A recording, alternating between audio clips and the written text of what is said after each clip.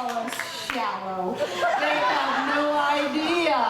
What you just did is you healed things that were brewing in your body. Cancer cells were wiped out. Your immune system kicked into high gear. Your lymph system circulated like crazy. You became younger.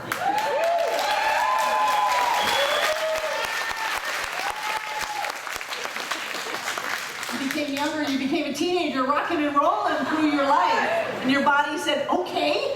Your money said, yes, let's support that. People around you shifted. Because happiness is the truth. And this is something I've been following for years and years without total support from people. I remember when I started Today is a Happy Day, and people said, oh, isn't that cute? And Barbara Waterhouse, she's got her Today is a Happy Day thing. She's got all her people saying Today is a Happy Day. I remember when Lloyd Tupper, Mr. Thomas Troward himself, came to our center, gave the talk, did a workshop on Troward, and he said to me afterward, he said, Barbara, I'm going to have to sit with this happiness thing that you're doing. And in his own way, he was saying, you people are crazy. This is mental science. This is the wisdom of the ages. And when we bring forth that subconscious law, we can manifest into form according to our thoughts and our words and our beliefs. And this is heavy stuff. And you have reduced it to happy.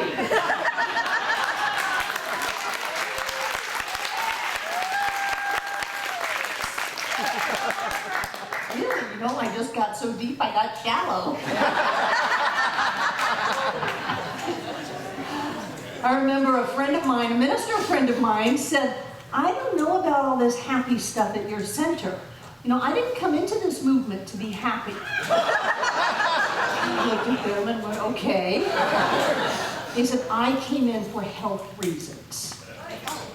And I thought, boy, how did you feel when you were sick? Were you happy? No. How did you feel when you had your healing? Were you happy? Yes. So much so that you committed your entire life to teaching this idea. So I have an idea. Why don't we just go ahead and jump right to happy and let the healings catch up with us?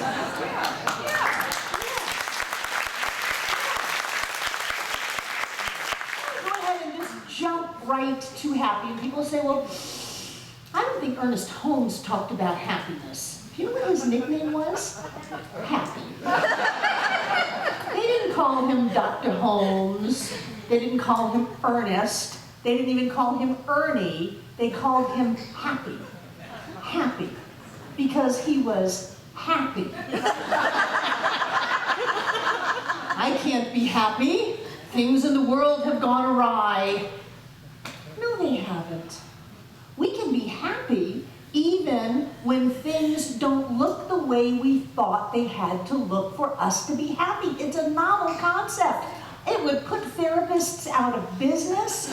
It would change the way people look at circumstances in their lives. They say, oh, I can't be happy. I just got fired. Great.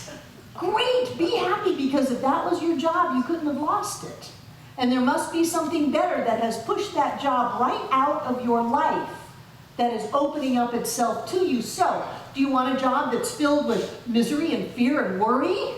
Or do you want a job that's filled with happiness? You take your happiness and put it in your new job. I can't be happy. They just left me. They say, great. Gosh, you've been waiting for that person to leave you. They only did for you what you didn't have the courage to do for yourself. Chicken. Really. Nobody can leave us unless we left long ago. So be happy. Be happy, because now finally you're open to something better in your life. Well, I can't be happy unless I have money. I can't be happy unless I have a new car. Can't be happy unless. Well, you know, some people just don't want to be happy. Some people actually want to be unhappy. And I think that's crazy. I think that's really crazy. And we could put some long diagnosis on that would hold up in the world of psychology, but we don't have to do that. We'll just stick with shallow today. That's crazy. That's nuts to not want to be happy. Why would anybody want not to be happy? Well, oh my gosh, things would change if I were happy. Well, yes, you would be happy. It's not that complicated. If you decide to be happy, you'll be happy. If you want to be happy, you'll be happy. Ernest, my wonderful Ernest, I love money's flying all over the place here. Yeah. Lion. Ernest devoted an entire chapter in his very first book to being happy. And I found this because I was doing some research. I go to the beach. People say, how was your vacation? Really isn't a vacation. John and I go there and we get a lot of work done because nobody bothers us. But I was researching some of the material that I want to use in this upcoming class, and I need to back up just a little bit. It started right before I left to go to the beach. I had a conversation with someone who said in passing, oh, you know so-and-so, someone who used to come to the center, someone who took all of my classes and then just kind of vanished into thin air. Oh, you know, so-and-so, they've made over $1 million marketing your material. Now, I had ambivalent feelings about that. On the one hand, any good teacher goes, yay, I want all of my students to take what I give them and go with it. I want them to spread it all around the world, and I want them to prosper and thrive with that. Yay. And on the other hand, this little voice that says, wait a minute, where's mine? Because for me, that word, million, is the hook. I don't know if it has the same power as for you. I remember watching the show when I was a kid, The Millionaire. And this guy would swoop into somebody's life and give them a check for $1 million and everything would change. And so I sat with that for a while. I'm truly proud of my student. And yet, I've got to look at what's important to me, and having time away and at the beach and quiet time is really good for self-reflection for me. And so I had to look at what is my life about, what is important to me, and why do I do what I do? Because I could take all of this and I could market it, and I could charge every person to come into my presence. And I could charge a lot for people to come into my presence, but that's not what I choose to do, because I have a fundamental belief that is unshakable within me, that you cannot outgive life. You cannot outgive life. The more you give out, the more that's going to come back. So in that idea, I teach my classes on a love offering. We have an organizational structure that has people come in, and you can put what you will in the basket. Please be generous. I'm very grateful. But I give my stuff away, and that's really important to me. It's important to me to be in alignment with what I believe. One of the things that people say over and over again when they come here, they go, wow, you guys really walk your talk.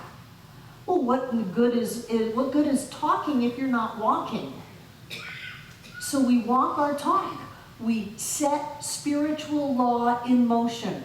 And then I get the news, because John is privy to such things, that the person who's been watching our videos every week and sharing them with different groups around South Africa has applied for official status and recognition in the organization. It's not a center, because you can't have centers in South Africa. Other countries are different, but it's a group, an official group. And so, Oba King, I'm proud of you.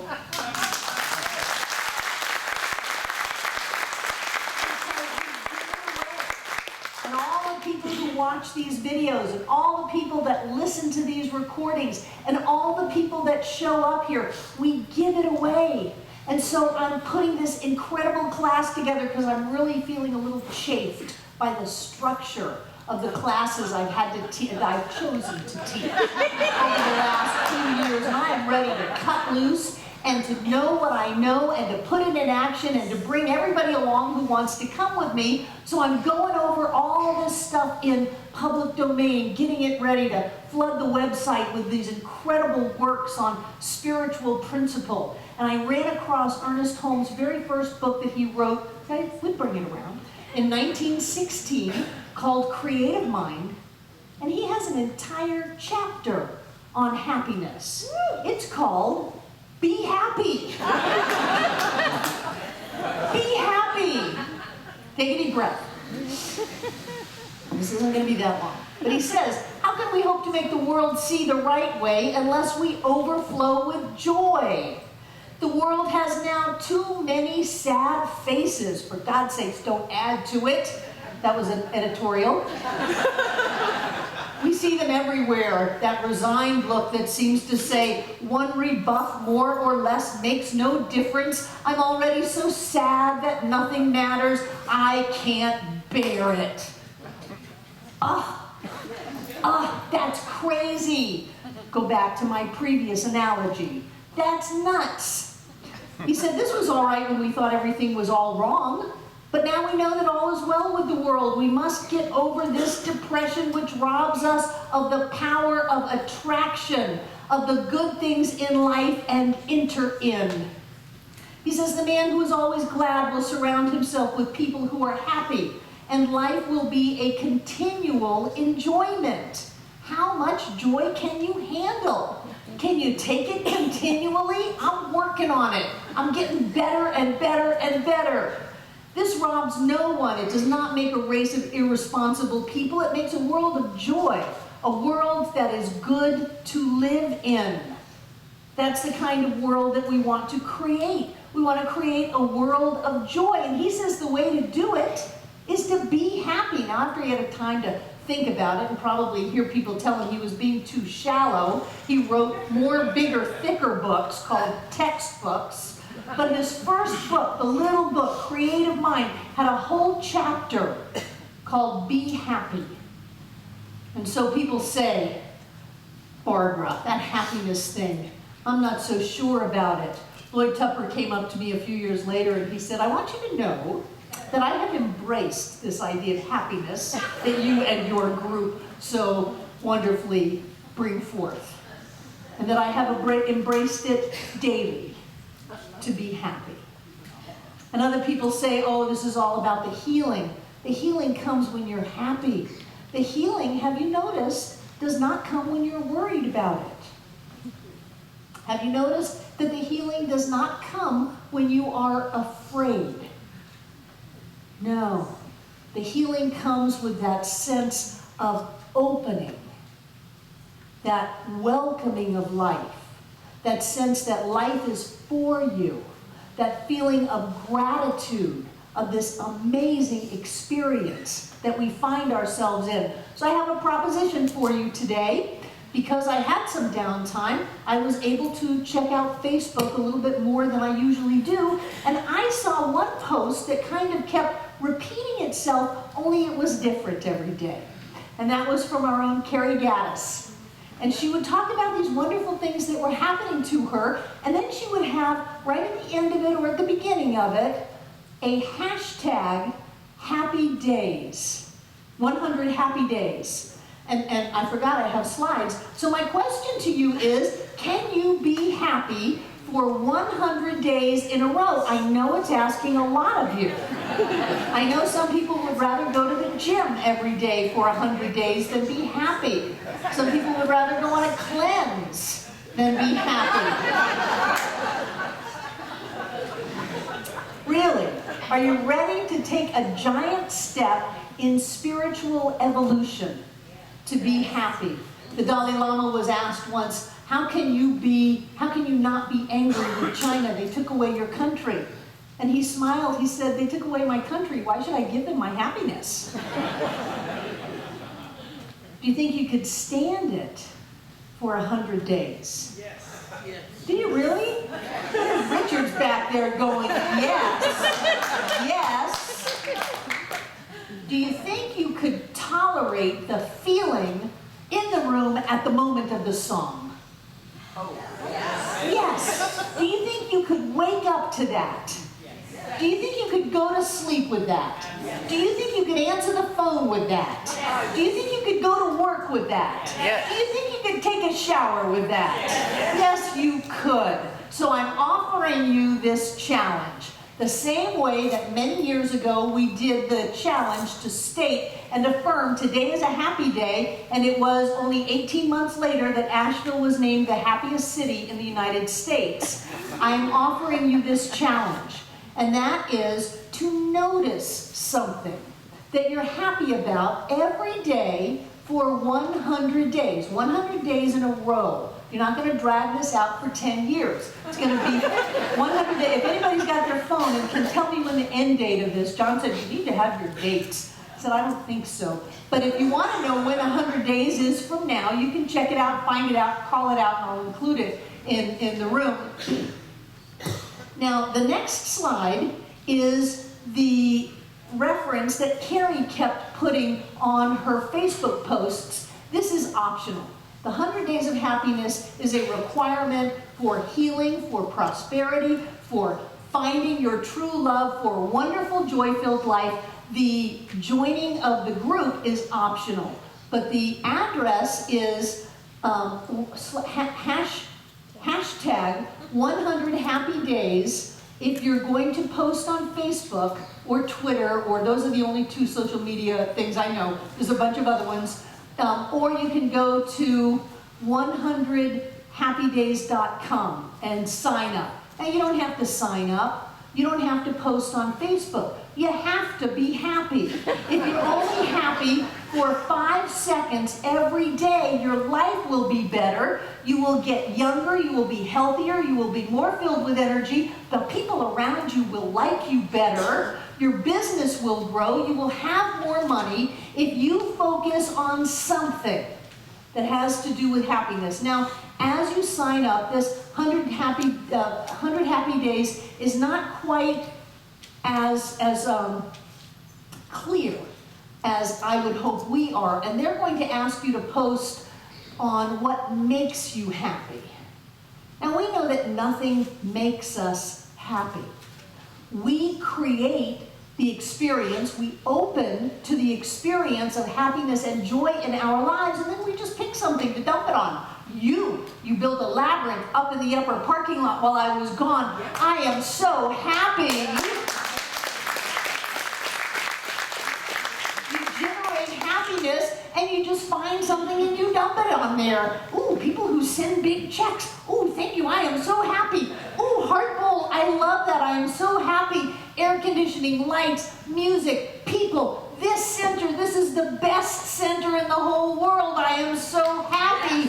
And acknowledge that. What is your happiness linked to?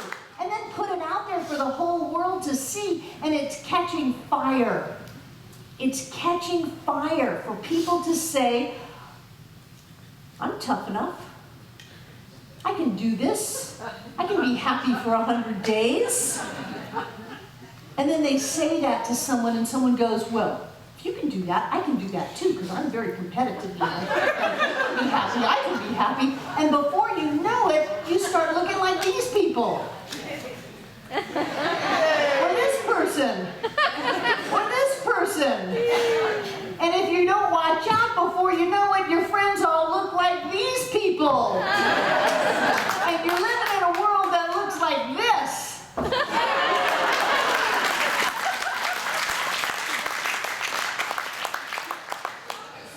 August 12th. We're going to do this till August 12th. So I want to know, are you in with me? Yes! All right, you have made a sacred vow, a holy commitment in this spiritual place to be aware of happiness every day for the next 100 days.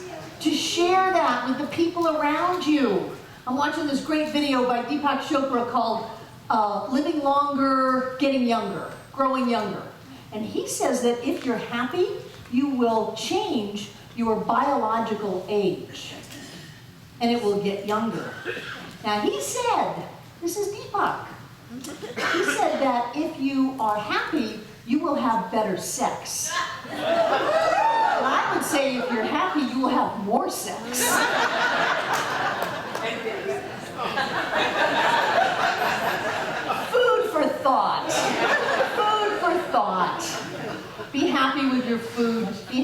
your body. Let everybody off the hook. Let yourself off the hook. We are all amazing spiritual beings, alive and well on planet Earth. Life is a gift. Life is supposed to be meant to be lived in joy. And yes, even in science of mind, happiness is the truth. And so it is.